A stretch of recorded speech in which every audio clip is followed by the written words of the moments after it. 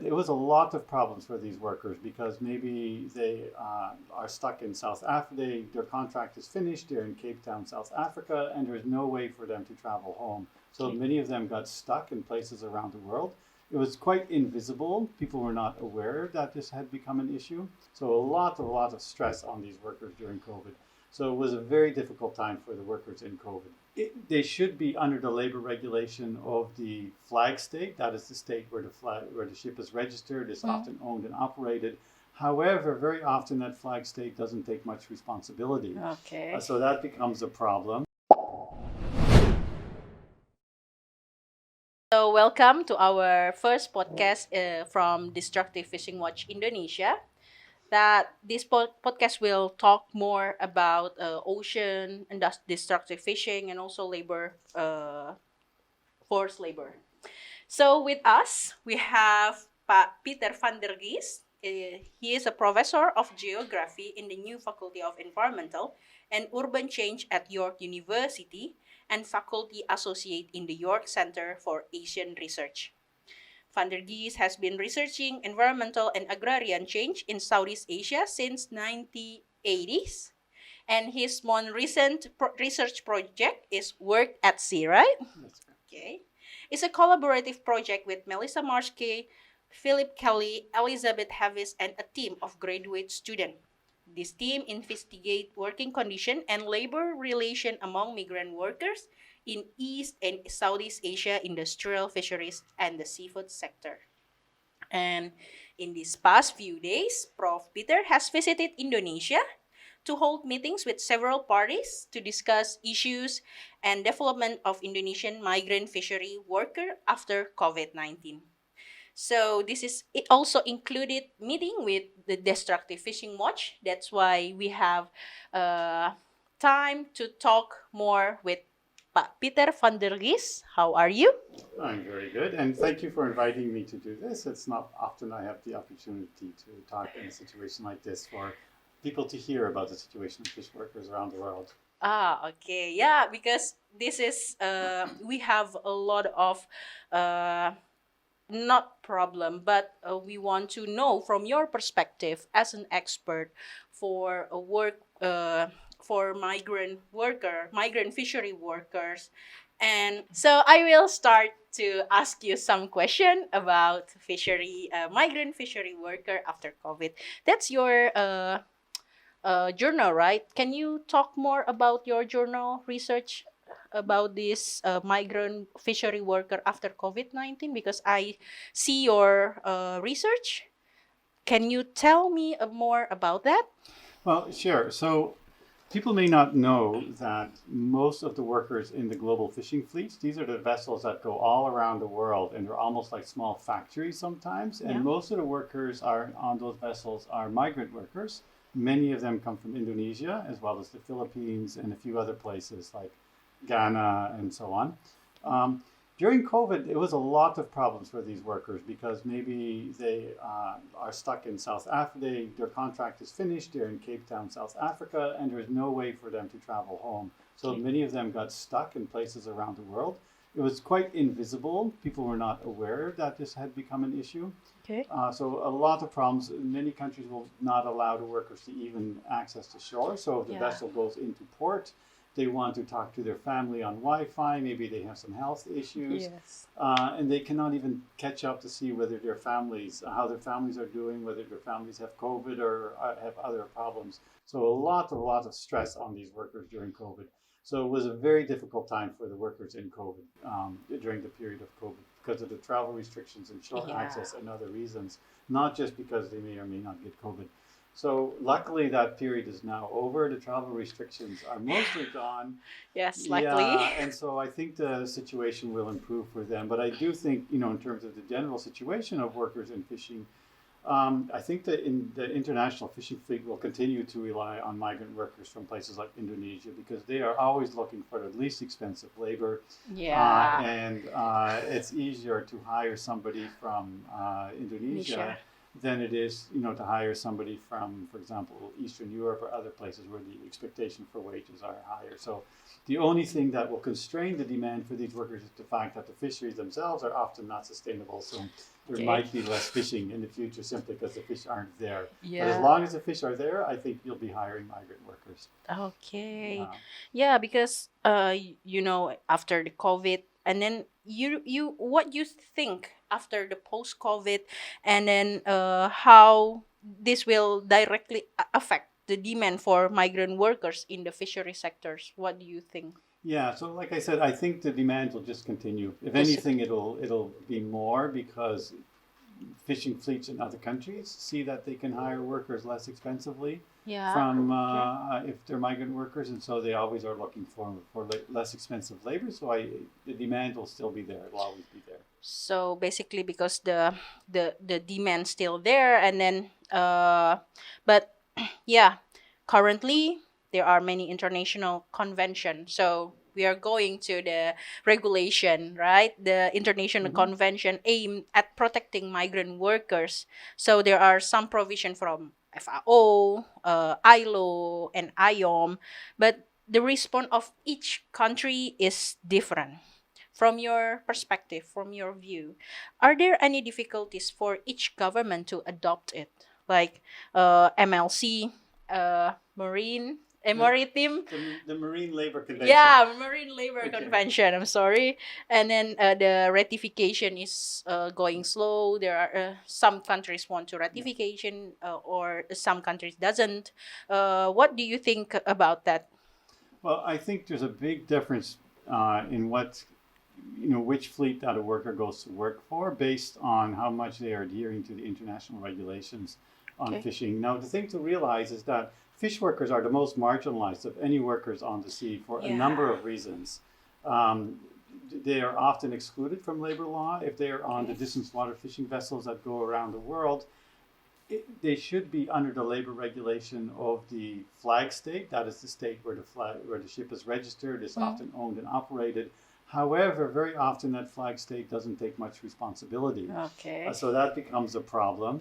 When they visit a port, uh, they are still under the jurisdiction of the flag state. So often the port authorities in the port that they visit they don't have the jurisdiction to even go and see if there are problems with labor, if they are being paid or abused. Often terrible things are happening, and the port authorities can't go and inspect those vessels to make sure that things are okay with those workers. So the key reason why, so there's a very big problem with even being able to monitor the vessels and to see what's going on in the vessels in terms of labor relations. But the key thing is that they are also marginalized because most workers who work on the sea are covered by this international convention called the Maritime Labor Convention, the MLC. And the MLC covers cargo, it covers like oil rigs and all these kinds of things, So cruise everything. vessels. And under the Maritime Labor Convention, which most countries have ratified, those workers have very important rights. They have a right to access to shore and access shore services. They have a right to have a paid trip back to their home country when the contract is done, and many other things like that. And there's also a system for enforcing it. So the ITF, which is the umbrella labor union, has the right to go on the vessels and inspect to make sure that the standards are being met. Okay. Fishing is excluded from the Maritime Labor Convention. Countries resisted including fishing for a whole variety of reasons, for similar reasons for why fishing is often not included in domestic labor regulations. So if you have labor law in Indonesia or Taiwan or Canada, then often you'll see in the labor law except for fishing. So for example, on overtime pay or minimum wage and other things like that, they exempt fishing and agriculture from those laws. The same happens at the international level. So the result is that fishing is not covered, which is one of the reasons then that fishing becomes one of the most marginalized, because they don't have the protection and the rights that other workers have. So for example, during COVID, a vessel might come into a port in one country, for example, Mauritius, and Mauritius says, no, you are not allowed to access shore, even if you're really sick. We know a case of a worker we heard who, for example, was very sick, went to Mauritius.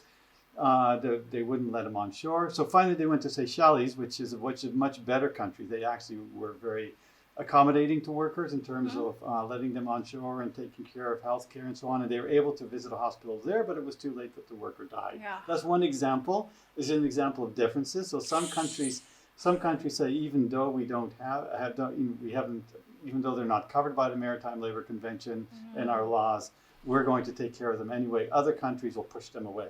So that's something to think about as well. There Yeah. is another convention, the ILO 188, which Okay. called the Working Fishing Convention. Now, Okay. it was formed to fill the gap because of the fact that fishing workers aren't covered by the Maritime Labor Convention. Yeah, so you're filling the gap. But only not very many countries have ratified it. So Indonesia, but Indonesia, I think, has been thinking about it. Yeah. In my understanding, Yes. Thailand has ratified it, by the way. okay, And Spain has ratified it. It's an important fishing This country. year. like They're in the process of ratifying it, also Okay. through Europe. But other countries like Taiwan, Taiwan is actually can't ratify because it's not a member of the UN. But China is not ratifying it. It's an important fishing country. My own country, Canada, hasn't ratified it because they don't want to go against all the interests of people who want to keep these exemptions in place. And so the result is that so ILO 188, it helps a little bit to fill the gap in terms of providing workers with some rights, but it's only ratified by some countries, maybe 20 so far, and also the rights in the ILO 188, the Working Fishing Convention, are not very strong compared to those in the MLC. You only have the right to access shore, for example, if you have a serious health problem. Which in the MLC you have a right to all sorts of shore services. Okay. The right to repatriation is not after your contract is done, so you can go home, is very weak compared to the MLC and many other things like that. So it's a good start. All countries should ratify it, but they should also recognize that it's only a start. So you can see again. So as you can see again, it's a very difficult situation for the question of who has jurisdiction, who has Yeah. a responsibility for fish workers at sea. That's the bottom line. And many countries keep trying to push off that responsibility, although that's changing because there's a lot of pressure from many NGOs, including organizations like Destructive Fishing Watch here, Yes. internationally Greenpeace and Environmental Justice Foundation, Yeah. the ILO itself and the ITF. Many of them are pressuring countries to take more responsibility. So I do think there's positive change happening. Yeah. More countries are ratifying ILO 188. The situation is improving, but there's a long ways to go for workers for the Because situation to be satisfactory. I think also the consumer also have a part to push the social thing. As I know, there's a FIP and MSC. They want to consumer to understand how the social the worker is also important part of their seafood, right? So several countries have become destination for Indonesian fishery migrant workers, including Taiwan, South Korea, and the Philippines. And China has also great demand, but Indonesian crew often get into trouble on Chinese flag vessel. What is your advice to Indonesian crew member if they see this podcast, who will work on foreign fishing vessels so they are not trapped into forced labor and human trafficking? Well, I mean, personally, I would say avoid working on a Chinese vessel. Taiwan is better, it's improving. But if you are to work on a Chinese vessel, I guess you just have to look very carefully at the crewing agency and what their Okay. record is. Okay. And who they are, the ships that they're placing their workers on, and how those workers have fared, if you can do it. Yeah, so basically, the people who want to work abroad, they must examine the manning agent that work for, right? Yeah, and also see if they can find other workers who've been recruited by those manning agencies. Now, I have to say, this is not, I don't know Indonesia so well. This is really your role, and you probably here at Destructive Fishing Watch have more to say on this than I do about what a worker can do to try to make But sure from they're- your yeah, perspective, yeah. just from to asking the manning agent and then get the information from other people who already work Yes. in that manning agent, right? It's also I think happened. so. Yeah, I really think that's important, and to realize that even with Chinese fishing vessels, sometimes people do have good experiences. They Okay. make more money. I'm not saying not to work really for them, but Okay. it really, if it's possible to have information about where you're going to end up and the situation you're going to end up, that would be, and to get some sense of the reputation of the crewing agencies. That Okay. is very Yeah. important. Good reputation. Yeah. Okay, the last thing that we want to know from you is that uh, what strategic like us, Destructive Fishing Watch, right now, we are focusing on protecting domestic crew members and migrant in Indonesia. We have a lot of advocacy work, campaigns, and also education. And we have a complaint platform called National Fisher Center. What's your advice as an expert for us to build this strategy more, how to say it, more strategic, something like that?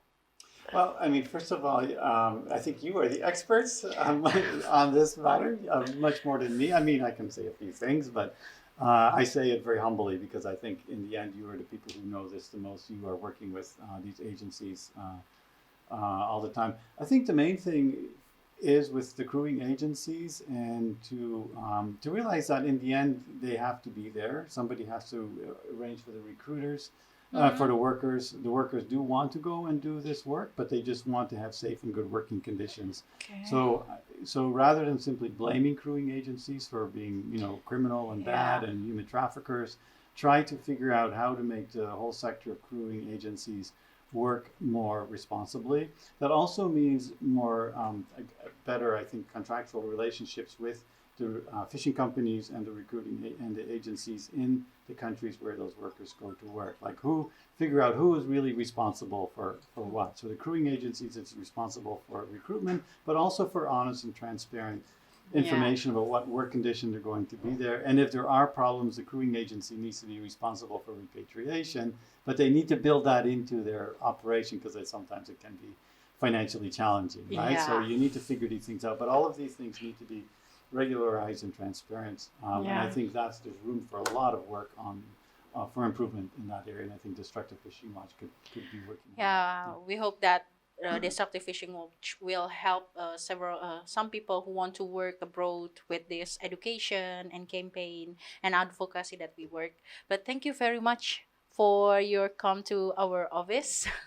This is very nice to have a conversation with you as an expert for a migrant fishery worker in Southeast Asia. Thank you very much for come. You're welcome. Yeah. That's our talk with Professor Peter van der Gies as a professor of geography in the new Faculty of Environmental and Urban Change at York University, and also a faculty associate in the York Center for Asian Research. Thank you very much and see you di podcast berikutnya. Bye.